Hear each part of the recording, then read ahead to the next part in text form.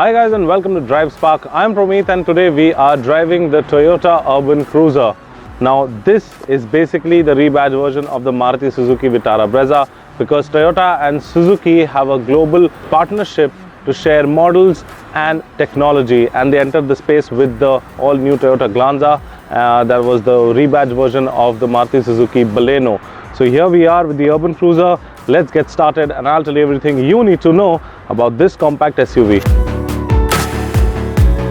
So now let's talk about the front end of the car, and over here you get this sleek looking headlamp cluster. Now the headlamp cluster features LEDs for the high and the low beam, and they are pretty bright. You can see you get a DRL that runs along over here. The DRLs are very bright, and you can see you get a lot of chrome at the front. Now the grille over here is, you can see that it looks like something taken off from the Fortuner. It is a bold grille that gives the car a muscular look.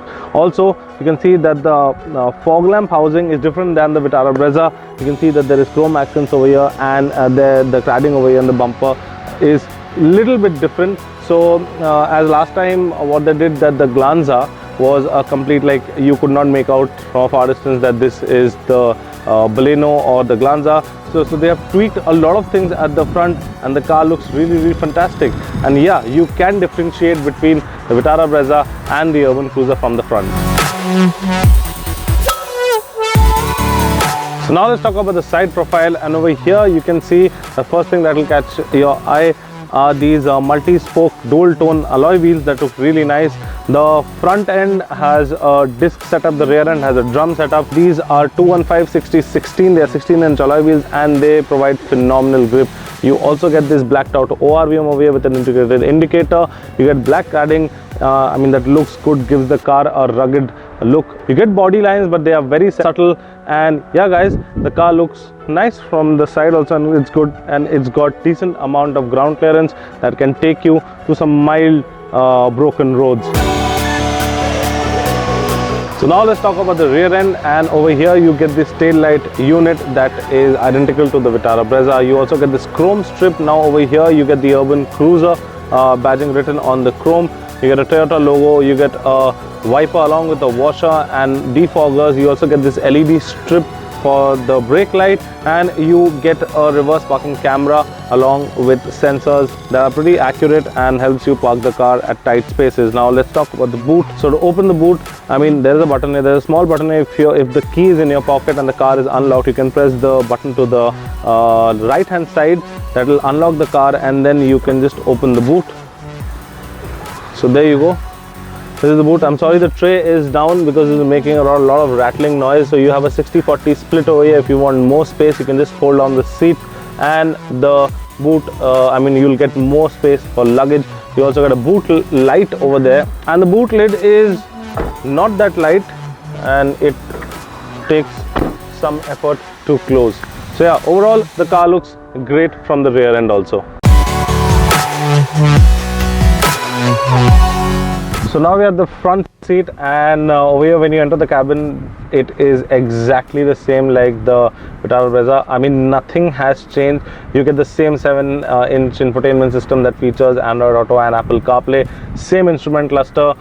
You have the instrument cluster. The backlight can be changed. You have an option of 5 colors. So you can switch it according to your mood or whatever. You get the same. Everything remains identical. Except the seat. The seat is also the same. It's just that the seat cover is different, and the car gets a blacked out theme with some silver element. And yeah, it looks good. It is spacious, but they could have tweaked something maybe. But overall, yeah, it's a good space. The cabin feels good. It's a driver friendly cabin, especially the front seat. Talking about the seats though, the seat has the driver's side seat has a height adjuster. Only the driver's side has it, and the steering can be adjusted for tilt, and okay, it can be adjusted just for tilt. There is no telescopic adjustment for it. So yeah, now let's hop on back and I'll tell you more about that. So now we are at the rear seat, and as you can see that there is some amount of space. This seat is adjusted according to my height. I'm 6 feet 2 inches, and there is, my knees are slightly brushing the front seat, but it should not be a problem. There is decent amount of headroom, and I wish there were rear AC vents, or they could have just put a charger or something. There could be rear AC vents because this is a slightly big car. So I mean, the AC is good, but the rear AC vents would definitely help. You also get a hook over here that says maximum weight 3 kgs, and you have an armrest that can be deployed. It comes along with 2 cup holders, so if you're 4 people traveling and 2 are sitting behind, you can just deploy this armrest and just go on a long drive.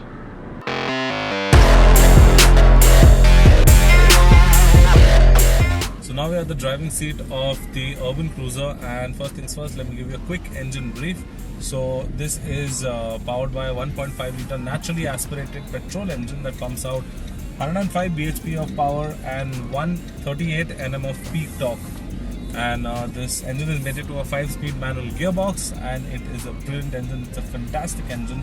Now let me talk about the noise level. So the engine is pretty quiet. Since it's a petrol engine, it's very quiet. NVH levels are really nice, but the insulation of the cabin could have been slightly better. There is some noise that starts creeping in post the 4,500 RPM. I mean, they could have just increased the insulation of the cabin so that the engine noise along with the outside noise could have been dampened a bit. Speaking about the steering wheel is not that light, it's not that heavy, it is somewhere in between. So that's a good thing, because in high speeds you need a slightly stiffer or a hard steering wheel. This actually gives you a balance between both, and you have the steering mounted controls placed exactly where you want to be, where you want them to be, to control the infotainment system. And you can also adjust the instrument cluster, not with the controls, but you have buttons over here on the cluster that you can get some information about the car, like trip distance to empty. There is a gear positioning indicator, and yeah, that's about it.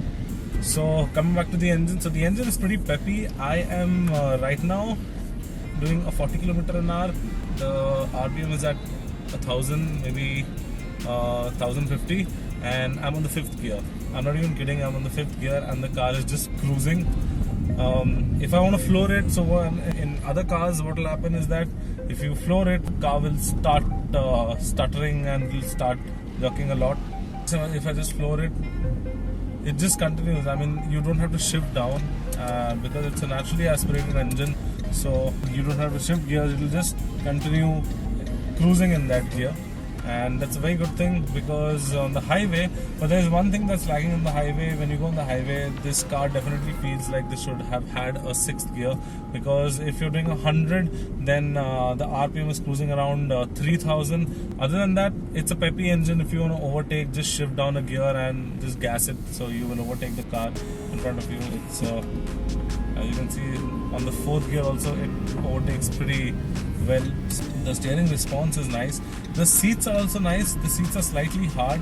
They might tire you out on a very long journey, because since they are hard seats, and there should have been more cushioning in them, so that you can continue driving for like I guess 500 kilometers. After I guess 200 to 30 or maybe 250, 300 kilometers, you have to take a break, because you need to straighten your back up.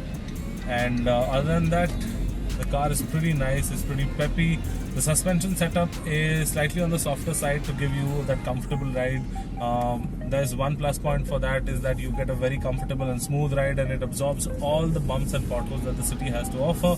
But on the flip side, the handling goes for a toss completely, because the car has a lot of body roll, and if you want to cut through corners, it will definitely lose traction, because of the body roll. I mean, you can get one tire in the air also. So overall, guys, it's a good car. It's a fun to drive. It's a very fun to drive car on the city and on the highway, and I think the urban cruiser will make a lot of sense to people. So I mean, it is practically the Vitara Brezza only, but yeah, I mean, it's a nice car. Other than the exterior changes, I don't think anything on the inside has changed. It is almost the same. So yeah, it's a big thumbs up, guys. The urban cruiser is a good car to drive around in the city and on the highway as well. So yeah, guys, that was the Toyota Urban Cruiser, and I hope I explained the car well to you. If you need to know anything else, please mention it down in the comment section, and we will get back to you on that. Until then, if you have liked this video, please give it a thumbs up, share and subscribe to all our social media channels. I'm Romit signing out. See you next time. Thank you so much for watching. Take care and be safe.